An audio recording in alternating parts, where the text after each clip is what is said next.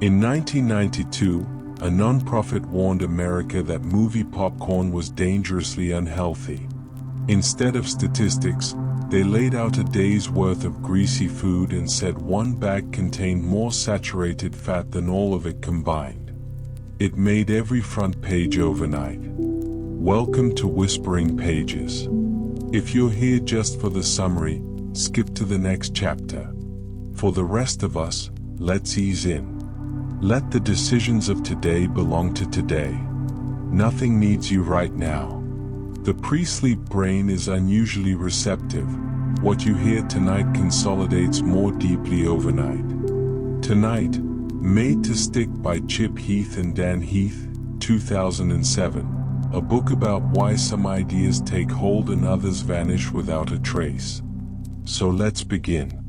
Close your eyes if you'd like, and let's whisper through this one together. Chip Heath is a professor at Stanford's Graduate School of Business. Dan Heath works as a fellow at Duke University's Center for the Advancement of Social Entrepreneurship. Brothers, collaborators, and, as it turns out, two people who noticed something that had been hiding in plain sight for decades. They noticed that some ideas travel.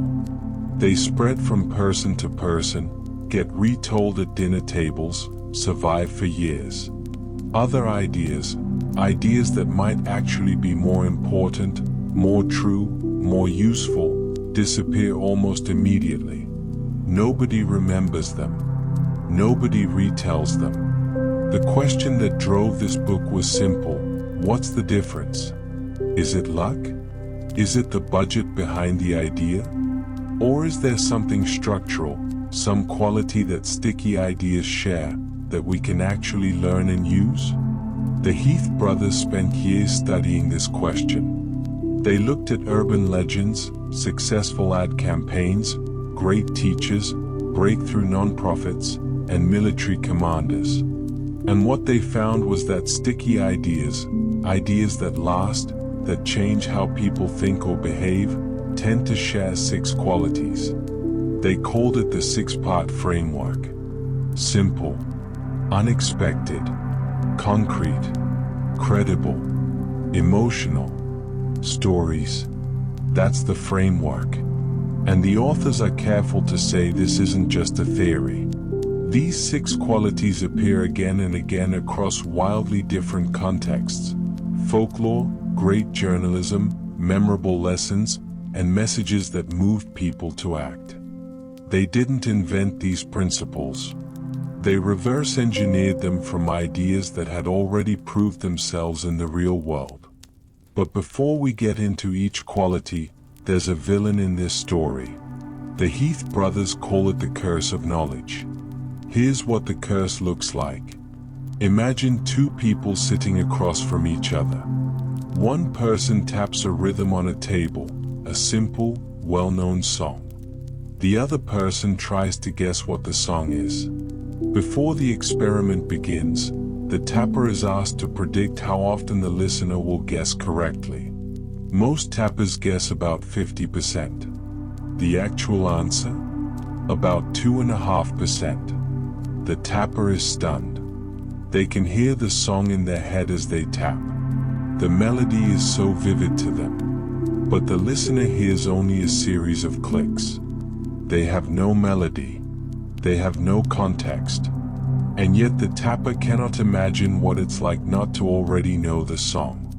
That is the curse of knowledge. Once you know something, it becomes almost impossible to remember what it felt like not to know it. And this curse is the reason most communication fails. Experts talk to non-experts as though the melody were obvious. Managers explain new strategies in terms only insiders understand. Teachers assume students already have the mental scaffolding to receive what's being taught. The curse of knowledge isn't stupidity or arrogance. It's just the natural consequence of knowing things. The more you know, the harder it becomes to remember that other people don't share your context. Made to Stick is essentially a manual for breaking the curse. Each of the 6 qualities in the 6-part framework is a way of communicating that doesn't rely on the listener already knowing what you know. And what's striking is how counterintuitive these qualities can feel at first, especially the very first one. Simple. This doesn't mean dumbed down. It doesn't mean a short sentence or a Twitter post. Simple, in the Heath brothers framework, means identifying the single most important thing, the core, and expressing it in a way that is both memorable and generative. They draw a powerful example from the military. When the U.S. Army deploys units into uncertain territory, soldiers can't always radio back for instructions. Commanders have to trust that their people will make good decisions in the moment, without guidance. And so the Army develops something called commander's intent. Before any operation, the commander defines in plain language the single most important outcome. Not the full plan. Not every contingency. Just the one thing that must be true when the mission is over. That clarity gives soldiers the freedom to improvise, because they always know what they're improvising toward. The same logic applies to any communication. When Southwest Airlines wanted to train every employee to think strategically, they didn't hand out a manual. They gave them a core idea: we are the low-fare airline. That one phrase became a filter. Whenever a decision came up, should we add a meal service? Should we adjust this route? The answer came back to the same question: does this support being the low-fare airline? The core idea replaced 100 rules. Proverbs work this way too. A good proverb, like a bird in the hand is worth 2 in the bush, compresses an entire worldview into one phrase. You don't need to be an expert in opportunity cost to understand it. It's concrete, it's memorable, and it does the work of an MBA class in 8 words. That's what the Heath brothers mean by simple. Not dumbed down. Distilled. The core idea, expressed so compactly it becomes a tool people can actually carry with them and use. The second quality in the 6-part framework is unexpected. And this is where the Heath brothers get into something fascinating about how human attention actually works. We are not general-purpose attention machines. Our brains are pattern recognition engines. Every moment, we're scanning the environment, comparing what we see to what we expected to see. When the world behaves exactly as we predicted, our attention moves on. There's nothing to process. We've already processed it in advance. But when something breaks our expectations, when the pattern is violated, attention snaps into focus. The brain essentially flags the moment and says, "This matters. Pay attention here." This is why surprise works. Not cheap, gimmicky surprise, the kind that fades immediately because it signals nothing real, but genuine, earned surprise. The kind that arrives because the world turned out to be more interesting or more complicated than we assumed. The Heath brothers give a wonderful example from aviation. Most flight safety announcements are ignored completely. Passengers have heard the same script so many times that the brain categorizes it before the words are finished. But one airline broke the pattern. Their flight attendants started delivering the safety information with jokes, unexpected wording, comic timing, genuine personality. Passengers actually looked up. They actually listened. The surprise wasn't random. It signaled something real. This flight crew might be worth paying attention to. But there's a deeper layer to unexpected that goes beyond opening moves. The authors introduce what they call the gap theory of curiosity, a framework developed by the behavioral economist George Loewenstein. Curiosity, Loewenstein argued, arises when we become aware of a gap in our knowledge. We don't feel curious about things we know nothing about. We feel curious when we know enough to realize we're missing something specific. The gap between what we know and what we want to know is what drives us forward. This has a surprising implication for anyone trying to communicate an idea. The goal isn't just to tell people something they don't know. The goal is to first create a gap, to show them that they are missing something, and then fill it. The sequence matters. Open the gap first, then close it. Great journalism does this instinctively. A good newspaper story doesn't open with a list of facts. It opens with a mystery. Something is unexplained. Something doesn't add up. And the reader leans in because they want resolution. Teachers who are great at their subject do this too. They don't just deliver information, they frame it as a puzzle. They show students what they don't yet know and why that matters. They create intellectual edge before they offer the scratch. The authors point to the example of a radio executive who, in the 1950s, was trying to sell a new device, a transistor radio, compact enough to fit in your pocket. He could have described the technology. Instead, he posed the question differently. What would it feel like to hold the entire world of music in your hand and listen to it any way you wanted? That gap, between the world as it was and the world as it could be, drove the imagination forward. Unexpected, then, is not about being random or clever for its own sake. It's about understanding that human attention is scarce and prediction is cheap. If you want someone to truly hear you, you have to give their brain a reason to keep the file open. You have to break the pattern just enough to signal, there is something here you didn't already know. The third quality is concrete. And in some ways, this is the one that most directly attacks the curse of knowledge. When we know things deeply, we tend to describe them in abstract terms. We talk about optimizing outcomes instead of making the customer happy. We talk about strategic alignment instead of everyone pulling in the same direction. Abstraction is the natural language of expertise, but it's almost invisible to everyone else.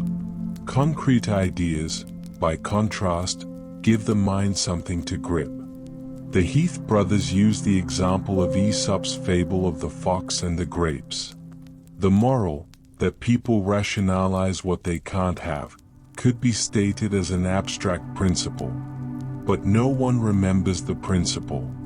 They remember the fox, the grapes, the dismissive sniff. They were probably sour anyway. The concrete image carries the meaning in a way the abstraction never could. They also introduce what they call the Velcro theory of memory. Your brain is not a filing cabinet. It's a surface covered in tiny hooks. New information sticks when it can attach itself to hooks already there, familiar images, things you've experienced. Abstract ideas have no hooks. Concrete images have many. A NASA engineer once described the challenge of explaining a new spacecraft's shape to a colleague. Every technical description failed. Then someone said, "It looks like a bundt cake." The room understood instantly. One concrete comparison did what pages of technical language could not. This is why the best teachers in every field reach for analogies and examples instinctively. Not because they are simplifying, but because they know the shortcut the mind actually uses. The fourth quality is credible. And this is where the book takes an unexpected turn, because the Heath brothers argue that authority is much less important to credibility than we tend to assume. We think of credibility as something that comes from credentials. Doctors, professors, official sources. And yes, authority figures do lend credibility to ideas. But the authors point to a more powerful and often overlooked source of credibility: vivid, specific details. When an idea contains details that feel hyperspecific, details that no one would bother to invent, it signals authenticity in a way that statistics and credentials often cannot. They share the story of a study done with jurors. Jurors were given accounts of a crime, some with general descriptions, some with extremely specific, oddly vivid details. The accounts with the specific details were rated as far more credible. Not because the details were more important, but because they felt too particular to be fabricated. A witness who says the man was wearing a brown coat is less credible than a witness who says he had on a dark brown corduroy jacket. One of the buttons was missing. The specificity signals that the person was actually there. This is what the authors call the Darth Vader toothbrush example. In a study on strange product pairings, researchers found that a detail as bizarre as Darth Vader has a toothbrush made the whole scene easier to believe, because who would make that up? There's also what they call the Sinatra Test. If you can make it there, you can make it anywhere. The idea is that a single, powerful example can confer credibility on everything else. If a catering company can say it handled the food at a state dinner, that one fact answers every question a prospective client might have. You don't need a long list of references. You need one example so compelling that it does all the work. The authors also make a distinction between external credibility, the expert endorsement, and what they call testable credentials. Testable credentials invite the listener to verify the claim themselves. Rather than saying, "Trust us, this works," you say, "Try it and see." The Heath cite the famous Wendy's campaign, "Where's the beef?" as an example. The campaign didn't ask consumers to take their word for anything. It invited them to look, to compare, to test the claim with their own eyes. Credible ideas, then, don't always need a stamp of authority. Sometimes they need a single vivid detail. Sometimes they need a challenge that says, "Don't believe me, just check." The fifth quality is emotional. And here the Heath brothers take on something that feels slightly counterintuitive in our rational, data-driven culture. We tend to believe that if we just present the facts clearly enough, people will care. But facts rarely move people. Emotion moves people. The authors offer a striking illustration. Research conducted around charitable giving found that when people were shown a photograph of a single child in need, one child, with a name and a face, they gave more than twice as much as when they were shown statistics about millions of people suffering. The researchers called this the Mother Teresa effect, drawing on her observation that if she looked at the suffering of millions, she was paralyzed. But if she looked at the one, she could act. This is a profound insight about human psychology. We are not built to feel the suffering of large numbers. We are built to feel the suffering of individuals. Mass statistics produce what psychologists call psychic numbing. The emotional response flatlines as the numbers grow. The implication for communicators is significant. If you want people to care about a problem, don't lead with aggregate data. Find the individual. Tell their story. Put a face on the number. But the emotional quality isn't only about compassion or empathy. It's also about helping people see why something matters to them personally. The Heath brothers use a phrase, "weify," which stands for "what's in it for you." Every message, they argue, has to answer this question for the listener, not in a cynical, sales pitch way, but in a genuine way that helps people connect the idea to their own lives and interests. They give the example of a campaign trying to convince students to study algebra. The standard pitch, "You'll need this someday," lands flat because someday is abstract and distant. But a different framing worked better. "Math teaches you to think clearly under pressure." It's not about equations. It's about being the kind of person who doesn't panic when things get complicated. That framing connected the idea to something students already cared about: their own competence, their own identity.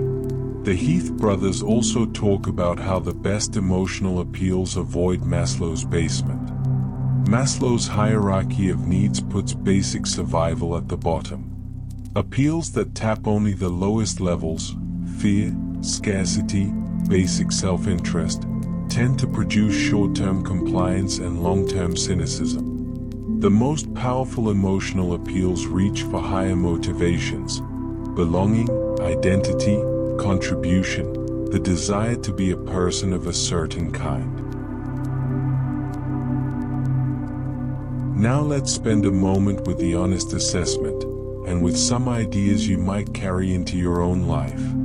Made to Stick is a genuinely useful book, but it has a few limitations worth naming. The first is that the 6-part framework, while powerful, works best for ideas that are being communicated outward, to audiences, to customers, to students. It's less useful as a guide for internal sense-making or for navigating complex situations where the goal isn't persuasion but understanding. The book treats communication primarily as a one-way act, someone with a message trying to reach someone without it. That's valuable as far as it goes, but it leaves out the messier, more reciprocal work of dialogue and genuine exchange. The second limitation is that the book leans heavily on vivid anecdotes, and while those anecdotes are chosen well, they can create a sense of inevitability in retrospect. The Jared story worked. The popcorn campaign worked. But for every idea that went viral because it was concrete and emotional, there are other ideas with the same qualities that disappeared anyway. Stickiness is easier to explain backward than to engineer forward. The third is scope. Made to Stick focuses almost entirely on individual messages and discrete ideas. It doesn't address the long game, how organizations sustain ideas over time, how cultures develop or lose their ability to communicate well, how institutional incentives push people back toward jargon and abstraction even when they know better. For the book's specific purpose, teaching communicators to make ideas clear, memorable, and moving, it is among the best guides available. But it is not a comprehensive theory of why cultures change or why some movements succeed while others fade. On comparisons, if Made to Stick sparks something in you, there are 2 books that take the conversation in complementary directions. Malcolm Gladwell's The Tipping Point asks a related but different question, not just why some ideas are stickier than others, but how they actually spread through social networks. Where the Heath brothers focus on the structure of the idea itself, Gladwell focuses on the social dynamics around it, the particular kinds of people and contexts that carry messages across threshold. If you want to understand the distribution side of the equation, that book fills a gap this one deliberately leaves open. Jonah Berger's Contagious is even more practically oriented. Berger is a marketing professor who studied what makes content spread online, and his framework, built around 6 factors including social currency, triggers, and emotion, is both more rigorous and more actionable for anyone specifically trying to make a message spread. Where the Heath brothers draw on folklore and history, Berger draws on controlled experiments and data. The 2 books are natural companions. What might you take into your own life from tonight's listening? Here's one thing worth sitting with. The curse of knowledge is not a character flaw, it's a structural problem. Every time you move into expertise in any domain, you move away from the vocabulary and intuitions of the people you're trying to reach. The most effective communicators, the best teachers, the clearest writers, the most persuasive leaders, are people who have learned to hold both things at once. They know their subject deeply, and they remember what it felt like not to know it. Another, before you try to tell someone something, ask yourself, have I opened the gap? Does the other person feel the missing piece? Or am I just filling a gap they don't yet know they have? And one more, the next time you want to move someone to act, don't start with the statistics. Find the one. Find the story. The data can come after, but emotion has to come first. Made to Stick is ultimately a book about respect. Respect for the listener's attention, for the limits of their context, for the truth that knowing something is not the same as communicating it. In a world full of noise and abstraction, that respect is increasingly rare and increasingly powerful. Carry that idea gently into sleep. And we'll see you at Whispering Pages for the next one. Sleep well.